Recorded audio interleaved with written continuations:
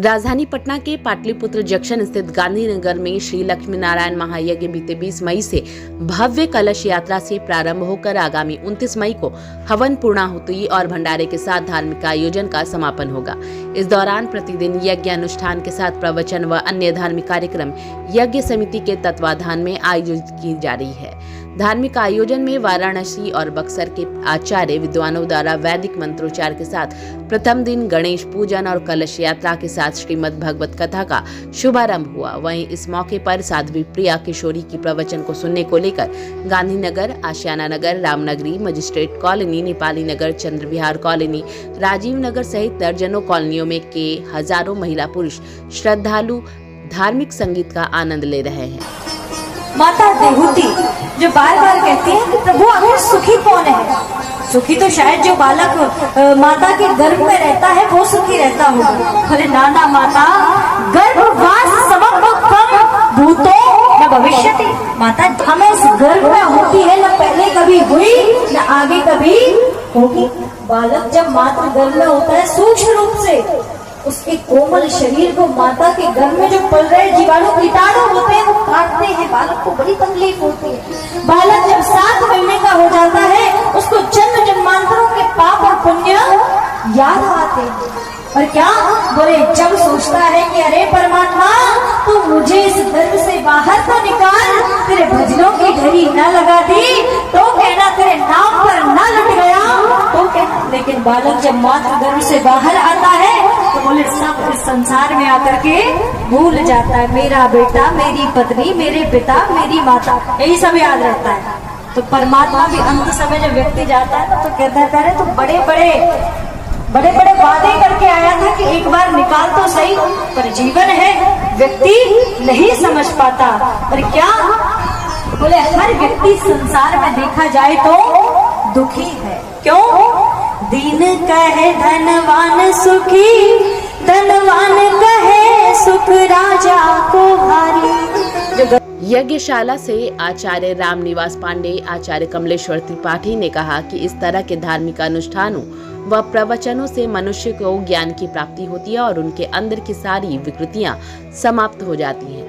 यज्ञ में जलने वाली समिधा समस्त वातावरण को प्रदूषण मुक्त करती है।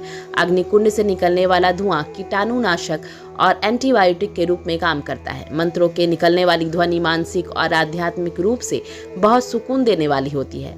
इस अवसर पर आयोजन के अध्यक्ष लक्ष्मण प्रसाद, रामकिशोर प्रसाद, अनिल दुबे, हेमंत सिंह, अरुण सिंह, गुड्डू सिंह सहित दर्जनों लोग श्रद्धालुओं की सेवा में लगे हैं।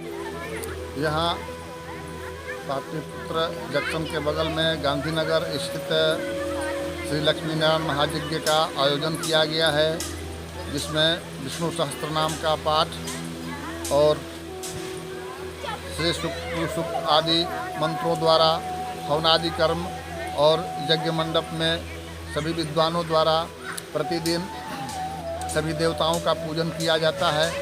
और यह पूजा का मुख्य उद्देश्य विश्व कल्याणार्थ, विश्व के कल्याण के लिए, समाज के कल्याण के लिए और सभी जीवों के उत्थान के लिए यह यज्ञ हम लोग करते हैं, जिससे कि सभी का कल्याण हो। और जो लोग भी धर्म से वंचित हैं वो कम से कम इस यज्ञ में सम्मिलित होकर के धर्म कार्य में सम्मिलित हों और पुण्य के भागी बने। धन्यवाद। क्या नाम है आपका? मेरा नाम हुआ आचार्य पंडित कामेश्वर त्रिपाठी, बक्सर के रहने वाले हैं। यहाँ पटना कंकड़बाग में मेरा कार्यालय है ज्योतिष का, और यज्ञ आदि कर्म में रहते हैं। लक्ष्मी नारायण महायज्ञ 1008, यह हम लोग धनंजय पांडे जी के चलते यहाँ पर हम लोग इसका ध्वजारोपण किए, जो आज यज्ञ संपन्न हुआ और बहुत बढ़िया से यज्ञ चल रहा है। और हम चाहेंगे कि सारे श्रद्धालु इस यज्ञ में भाग लें, दान करें, उनकी भागी बने और शांतिपूर्वक इस यज्ञ को सफल बनाए।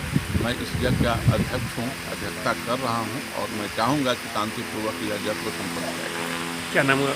लक्ष्मण कुमार। लक्ष्मी नारायण महायज्ञ हो रहा है। लक्ष्मी नारायण महायज्ञ से हम नरों में मानवता आधान के लिए, मानवीय गुण आधान के लिए हम सब धार्मिक कार्य में सम्मिलित होते हैं। लक्ष्मी नारायण यज्ञ करने से हमारे घर में लक्ष्मी की कृपा बनती है एवं नारायण की कृपा बनती है। मानवोचित गुण प्राप्त करते हैं। यज्ञ करने से समाज के सभी लोगों को एक सूत्र में बांधने का कार्य होता है। सभी में आपसी प्रेम सौहार्द स्थापित करने का यह माध्यम है।